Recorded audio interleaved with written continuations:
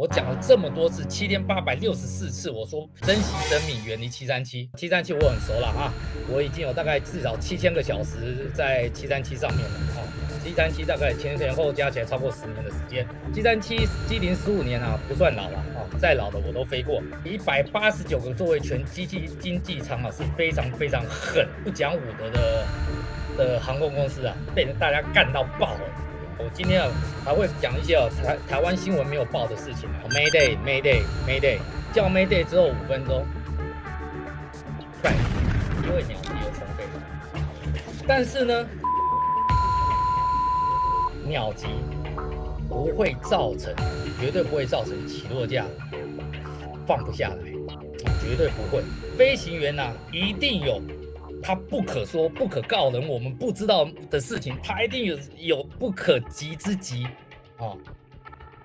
那到底是什么原因？今天呢，纯属我个人的判断啊，我个人判断，我先讲了啊，也现有的资料，如果之后还有更新的资料，可能就会推翻我现在的判断哦。那么当然了，我今天还会讲一些台湾新闻没有报的事情啊，因为我这样看的我的新闻哦，都是从国外的新闻网上面抓来的，好不好？哦，好。那我再稍微讲一下啊，前几天我分析第一出事，我马上分析俄罗斯的事件嘛，对不对啊？然后呢，这个铁口直断就中了嘛。然后我昨天才在讲低空鸟击的事件啊，对不对？低空鸟击就中了嘛，哦。然后呢，我讲了这么多次，7864次，我说那个珍惜生命，远离737啊。有些人还故意激巴我啊，那我等一下呢就会讲说关于远离生命啊，珍惜生命，远离737啊。我等下会讲那个737的事情啊。那么今天呢，我就先让大家知道这个事件的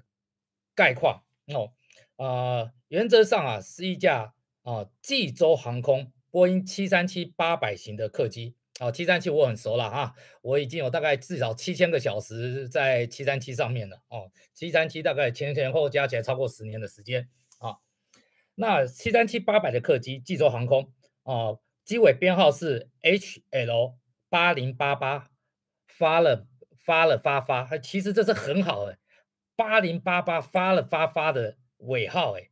那 HL 就是韩国注册飞机，就是 HL， 我讲过了嘛，对不对？你们最喜欢 B 了嘛，对不对？B 嘛，中国大陆、香港、澳门、台湾都是 B 嘛，你们最喜欢的 B 嘛那韩国呢是 HL Hotel Lima 这架飞机机龄15年的737机龄15年不算老了再老的我都飞过这架飞机的历史它是2009年是欧洲的 Ryanair 瑞安航空。Ryanair 是什么？就是那个落地只能重落地不能无感落地，不能拉飘的那个公司之前我也考上过瑞安航空嘛，但是因为那飞行的制服还要自己花钱买，我就不去了嘛然后2017年才转交给济州航空。那这架飞机呢是189个座位全经济舱189个座位全经济舱是非常非常狠、非常非常狠、不讲武德的航空公司以前我在华信航空飞737-800的时候，那时候全经济舱168一路发160个经济舱座位就已经被大家干到爆了。这架737它既然可以塞到189，肯定有拿掉厕所或者 galley 的空间了好，班号7C 是济州航空的代码7C2216如果你们现在查维基百科你们就会查到济州航空2216空难，维基百科已经出来了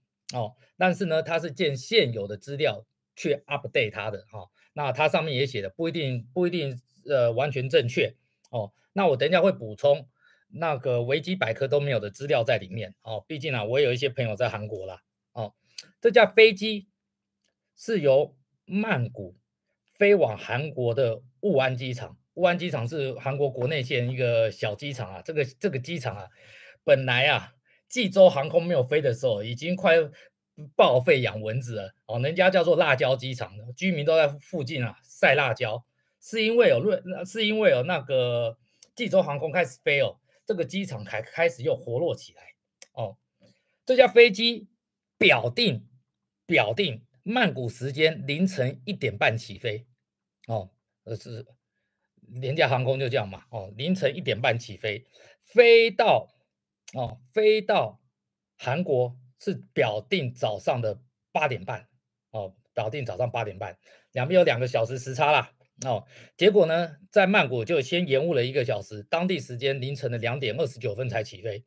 哦。那早上9点03分哦 crash 哦，早上 local 时间9点03分 crash 哦，等于是啊，韩国早上的4点29分起飞，韩国早上的9点03分到的时候就出意外了。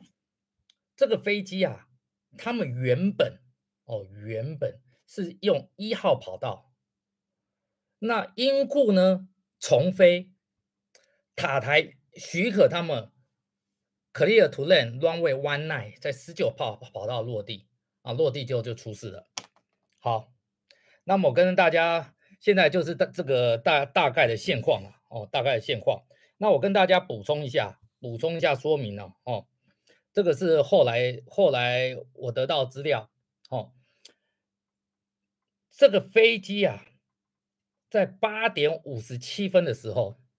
8点57分的时候9点03分 crash 嘛8点57分的时候呢，塔台发出了 burst strike 的 warning 所以呢，今天很多媒体很多新闻讲哇，因为塔台发出了鸟击警告什么我跟你讲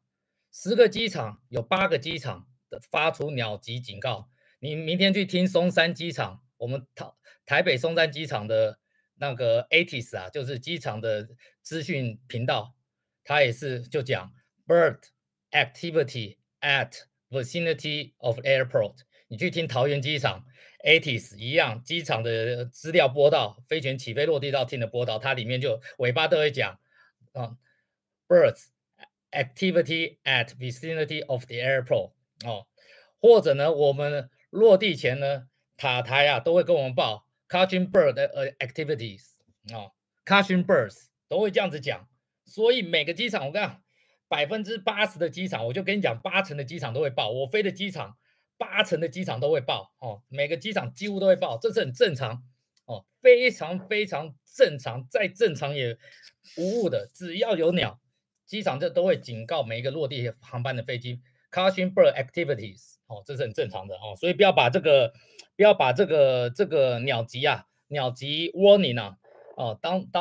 当做一个事故主因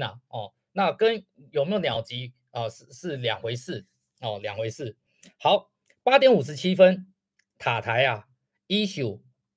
bird warning 然后呢8点58分，就在1分钟之后组员叫五月天了Mayday Mayday Mayday Mayday Mayday Mayday 1分钟之后，所以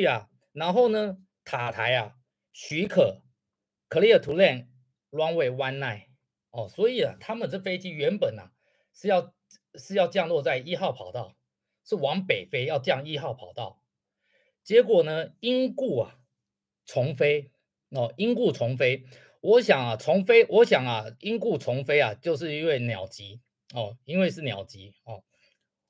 这句话是我自己讲的因为他们没有鸟击判断点大家以为鸟击是在最后阶段，不是前面阶段应该不是因为呢，因为他在第一次重飞之后立刻叫了 Mayday 立刻叫了 Mayday 然后呢9点03分叫 Mayday 之后5分钟 crash， 所以这是一个非常合理的判断。我给大家看一下我们来看一下照片，预估一下这个是涉事机场，应该是1号跑道从这边落地，哒哒哒哒哒哒然后呢因故重飞，可能它的途径，因为 Flight Radar 已经没有了因故重飞，可能是走这个路径，然后叫回头嘛，哦，这个路径要这样回头南下往南19号跑道落地，哦，一个跑道就是一个待命航线啊，这样子一圈一圈一个 leg 啊，哦，这个下面这段 leg 大概2分钟啊，所以你这样转一个1分钟，这个2分钟、3分钟、4分钟差不多哦，叫 Mayday 后5分钟 crash，我觉得是合理，我觉得是合理哦，所以我第一个合理的判断，哦，我第一个合理的判断，因为鸟击啊，因为鸟击而重飞，哦，因为鸟击而重飞，哦，但是呢，现在比较我困惑的问题哦，我们等一下把这个问题来解决一下哦。那既然是如果是鸟击哦，因为我看了非常非常多新闻，因为鸟击造成起落架无法放下啊。第一个，我一定要让大家知道，我昨天的直播还有前2天直播讲亚塞拜然航空时，我就讲过我就不想再重复一次了。我说鸟击关他妈飞机的操控面他妈屌事啊，一点事都没有影响。飞机怕鸟击就是发动机。80%怕发动机尬进去就挂了嘛，对不对？你们可以参考上个月的鸟击的影片嘛。哦，那第二个怕的哦，只是怕打到我们机身迎风面，迎风面是什么？雷达罩、架舱玻璃干破了就完了嘛，对不对？起飞机的操控面都在飞机的机身 fuselage 的后缘呐，trailing edge 啊，飞机的机翼前面哪有操控面？哦，飞机的垂直尾翼哪有操控面？哦，水平尾翼没有操控，操控面都在屁股，鸟击不可能击到的，所以你要把鸟击到哦，起落架舱门打不开，我认为完全没有可能。哦，这边跟附带一提哦，有目击者哦，有目击者报告说有看到他们起落架放下来哦，然后收起来。那所以呢，根据这样子我来判断，就是他们第一次是重飞没错哦，第一次重飞，我不知道为什么没有任何报告讲过他们有重飞啦哦，但是呢，根据这个时间点，这边看起来是他们是第一次重飞了哈、第一次重飞了。那合理判断，我自己的判断，第一次重飞是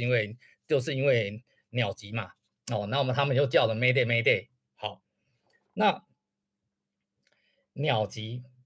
不会造成，绝对不会造成起落架放不下来啊，绝对不会哦。那么呢，现在有一个非官方的说法，我可以讲给大家听啊，哦，非官方的说法哈、但是我先把这些事情我先跟大家厘清一下。如果它的起落架没办法放出来，哦，它起落架没办法放出来，要是我是一个正常的飞行员，哦，我是一个正常的机师，我绝对不会在这什么小机场落地嘛，哦，跟大家讲一下，哦，这个机场啊，雾安机场，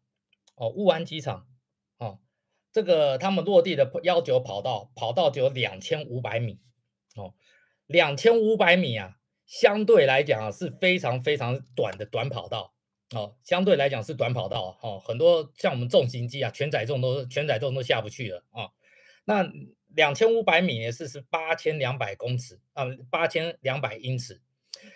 没关系，我知道你们对什么2500米、8200英尺完全没概念。好，我给你们一个概念哦。松山机场跑道够短了吧？之前的重型机都下不去，330还没办法全载重哦。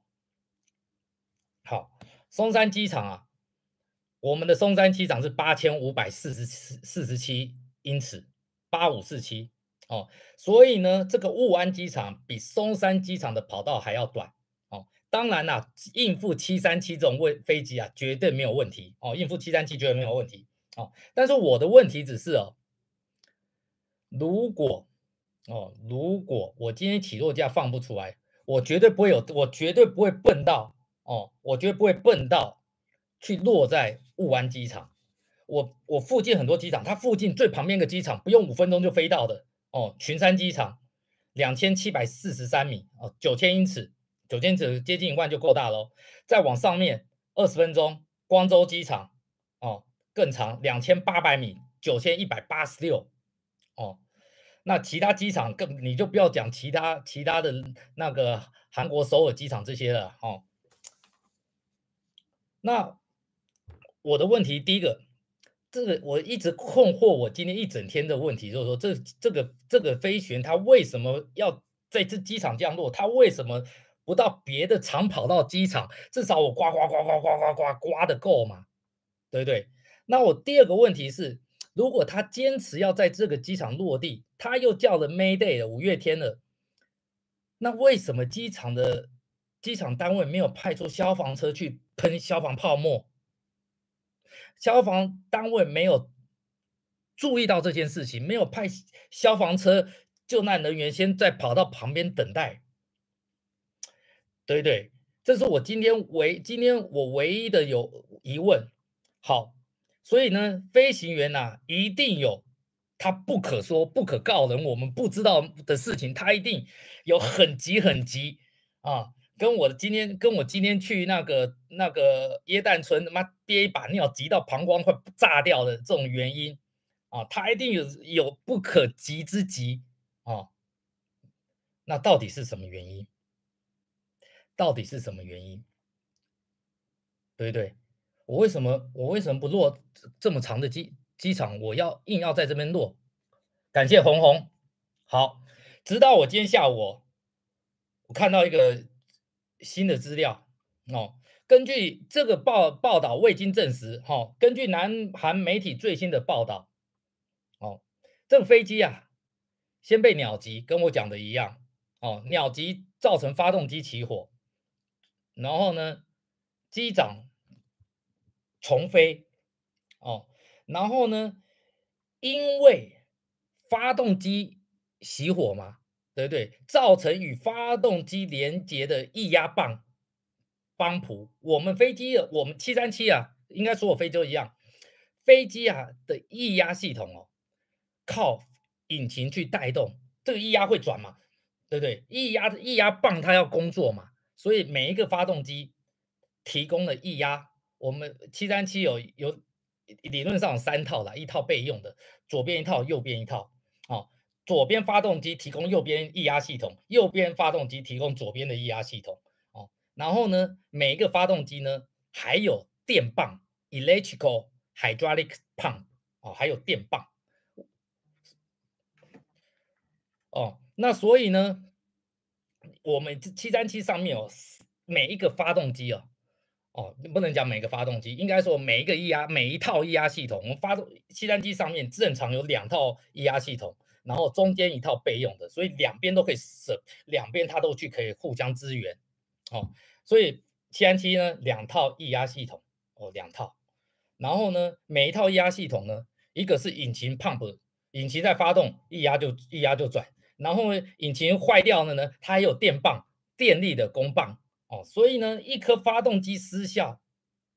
哦，理论上右边发动机失掉，造成左边的液压系统啊，应该会应该会挂掉。但是呢，左边压抑系统它还有电棒哦，我们还有一个叫做 PTU Power Transfer Unit 哦，把液压的压力啊从左边传到右边，右边传到左边，它还有一个 reserve 棒，还有备用的 pump，理论上是有力的。哦，理论上啦，这是理论上啊，所以呢，这个根据没有证实的报告啊，他是说啊，因为右边发动机失效，造成这个帮浦啊失效，让帮浦失效造成主起落架就起落架了，主起落架分为主起落架跟鼻轮起落架，造成起落架未能放下，所以机长决定紧急迫降。哦，但是呢，这个我觉得不成立啦，因为这个你棒不坏掉了嘛，只要发动机在转，我讲过1286遍，一颗发动机你都还可以至少飞1个小时远，这是我们要放行的规定嘛，所以呢，它就算一颗失效，要是我这飞机是好的，我能飞，我一定飞到首尔机场去嘛，所以呢，这不成案呐，我个人觉得不成案，哦，然后呢，又说啊，机长会在这么短的时间内毫无不给人家犹豫的时间就要落地了，是因为发动机起火哦。那烟雾蔓延，有毒气体流入飞机内，这有毒气体，机长他怎么知道这气体是有毒啊？除非闻到非常难闻呐，除非闻到是非常难闻是有毒气体啦，所以才没有时间降落，才采取迫降的方式。这个大概就是今天的所有状况了，